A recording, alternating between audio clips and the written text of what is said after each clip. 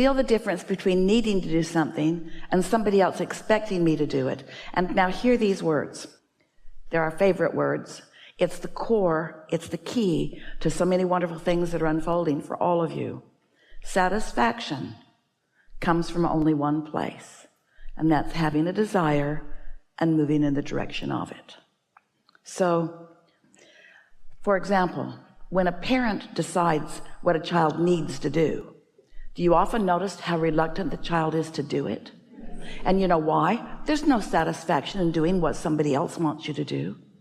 Satisfaction is only from moving in the direction of what you want to do. And that's the first thing that so many people do that sort of makes people lose their sense of who they are, is that they demand things of them. They tell them that they need to do this and they need to do that. You need to push through and you need to do it. And remember what our premise for all of this is?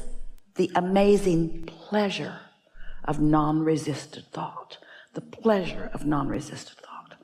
So when you think about why you want something, wanting it and why, now as you move toward it, it's pleasing to you. It feels good to you.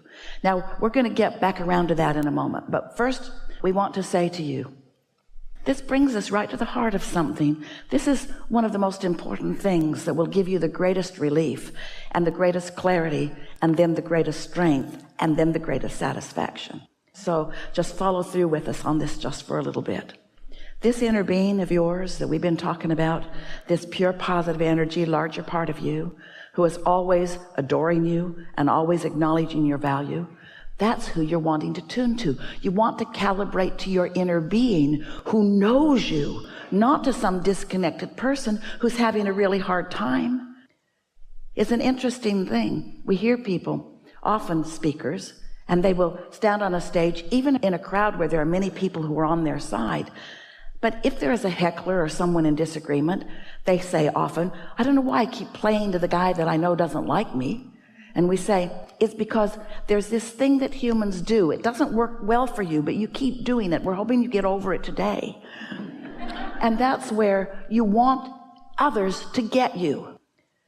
Well, sometimes they're just not going to get you because they're on a different vibrational wavelength. You can't get sick enough to help sick people get well, or poor enough to help poor people be prosperous. You can't become confused enough to give somebody clarity. And yet that seems to be what so many want from you. They want your resonance with them where they are. And do you know, did you follow that just a little bit? Do you know what your inner being does and doesn't do? Your inner being never lowers its vibrational frequency so that you can find resonance. Your inner being always stays right where it is in love and knowing, which gives you the opportunity to allow your vibration to rise to meet it. Your mother,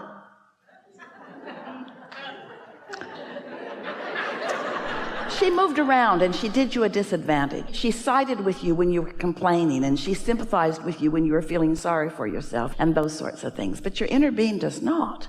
And so when you decide that you're going to reach for the way your inner being feels about the subject of your presentation, and that's not just going to be the dominant thing that you care about, it's really the only thing that you care about. You're going to be tuned in, tapped in, turned on, and you're going to be good at what you do, and you're going to deliver what you have to say, and you're going to love every minute of doing it because there's no resistance within you. You see what we're getting at? But in the minute that you turn your attention to what others think of you, oh, can you imagine? So just to be absurd, to really make a strong point, let's say that it's important to you that you be appreciated by others, because it's easy to feel good. When you see something that makes you feel good, you feel good. And when you see something that makes you feel bad, you feel bad. And a lot of people would say, well, all of this stuff that makes me feel bad needs to change so that I can feel good. It's really a conditional approach to life. It's ridiculous and it's impossible. It's like putting out an advertisement that reaches everyone on the internet that says, here's my picture and here's what I need from you should we meet. So scan the crowds as you move through life, and if you see me, here's my list. Carry it with you. Or you could just tune to your inner being In other words, the path of least resistance is just to be in love with who you are and be in love with everything the way your inner being is in love with everything. And then you lose your sensitivity to what others think because there is a higher priority to you. And that's you're tuning to the whole of who you are. You're tuning to the core of who you are. You're tuning to the ever-expanding being that you are. Because others, some of them are going to resonate with you and some of them aren't. We want you to know there's never a crowd on the leading edge. But when you get tuned in, tapped in, turned on, there's a high probability that those who are around, who all want some of that, will begin to find that resonance, especially if you are experiencing the awesome power of non-resistant thought. That's the epitome, that's the perfect definition of attractive, isn't it? To be so tuned in that you're in your full power and clarity. And then those who are up to speed with you to some degree, they'll come right along with you. And those who aren't ready for you won't come. But what are you going to do about it? What are you going to do about that? You're going to lower your vibration to resonate with them. You're going to give up your connection to your source energy so that you can worry about that, you see? Doesn't that help you not worry about what others are doing? We want to convince you that you really have to stop playing to the peanut gallery. No offense meant, but resonate with your inner being and then watch what happens. So now that leads us to another really important thing to talk about here today, and that is we've been talking recently about getting out ahead of it. Earlier you heard us say that you have patterns of thought. That's what beliefs are. So sometimes you have a belief that is serving you. Sometimes you have a belief that isn't serving you. And those beliefs that aren't serving you, that's why things sneak up on you, because you didn't even realize you were feeling that way or thinking that way, but you were, and so you attracted something that matched that. So we've been talking about getting out ahead of it. In other words, segment intending, deliberately identifying and isolating and calibrating an emotion right now. So let's say that it's the day before you're going to make a presentation, and you're thinking about it today. And today you are acknowledging what a beautiful day it is, and you're acknowledging how good you feel in the world, and how good you feel in your body, and how happy you are in life, and how nice it is to be an uplifter and a teacher, and how eager you are about these things. And because this presentation is tomorrow, it's easier for you today to identify those things and sort of prime the pump and get the energy moving about them. You might even go so far as to acknowledge how happy you are to have this role that you get to play tomorrow, and how eager you are to see how it plays out, and how much fun that it could be, how much fun that it will be. And so just by having those thoughts here today, with little or lesser resistant competition about them, you have gotten out ahead of it. You follow that? So tomorrow, we promise you, will go better for you than it would have had you not done that. That's what we call getting out ahead of it. Meditation accomplishes that too, because when you quiet your mind, you stop thought. And when you stop thought, your vibration rises. So now, this idea of getting out ahead of it, we want to point out, Esther catches herself doing this almost every day about something, getting out ahead of it in the opposite way that she means to. Like just now we would say, that's co-creation at its best. Those thoughts that we were encouraging about what's going to take place tomorrow, but acknowledging how good you feel today. That's co-creating at its best, you and the universe and your inner being. But sometimes if you have a worrisome thought, like, it just comes over me so fast, that's co-creation at its worst.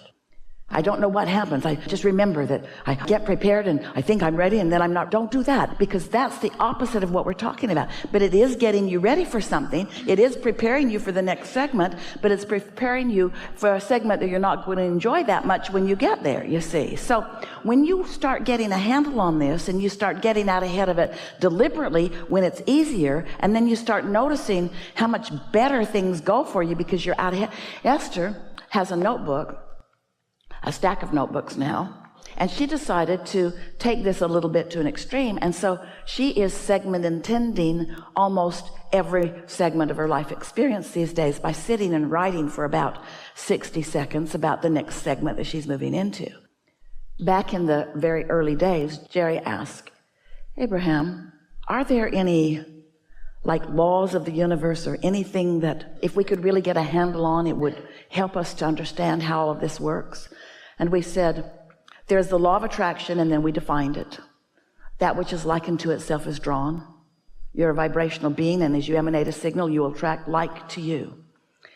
The second law we called the law of deliberate creation. That's where you think on purpose. You can do it by default. That's what most people do. They look over there and they think about that, and they look over there and they think about that. But very few people are guiding their thoughts according to their guidance systems, because very few people are trying to harmonize with the larger part of them. They don't even know that larger part exists sometimes. And they certainly didn't realize that that larger part of them is thinking right here, right now about what they're thinking about. The law of deliberate creation. Paying attention to your emotions and thinking in the direction of what you want as your inner being does. The third is the law of allowing. That means I have isolated and identified and calibrated my frequency to the frequency of my source. So I have the clarity and the knowledge of all of that inside. Oh, it is so powerful. And then the fourth, we said, was segment intending. You're moving into a new segment all the time. When the phone rings, new segment. When you hang up the phone, new segment. When you're at the dinner table and all of you are there except that one who's always late, and then that one gets there, new segment. Constant new segments, new segments, new segments. And if you will stop and identify what you most want from this segment, you activate within yourself. You cause yourself to be one of the cooperative components that is already gathered. In other words, your inner being has already gathered cooperative components. Often you're the only holdout. But when you segment intend, often it causes you to be a cooperative component. So segment intending, Esther will write segment. Brush my teeth, put on my face, and comb my hair. That's her segment. Takes 30 minutes, segment. And then she will write, this may sound silly to you, but she will write, I feel such appreciation for this lovely space in which I can prepare myself for the day. I love this music that is playing right here and now.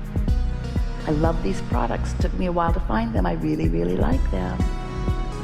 I like the way this smells. I like the way this smells. I like the way this smells. In other words, just looking for things to feel good about and setting her vibrational frequency for well-being, for attraction. And then the next segment, make my bed and move the stuff back where it belongs. 30 minutes. I love my beautiful bed. I feel such appreciation for this beautiful bedding.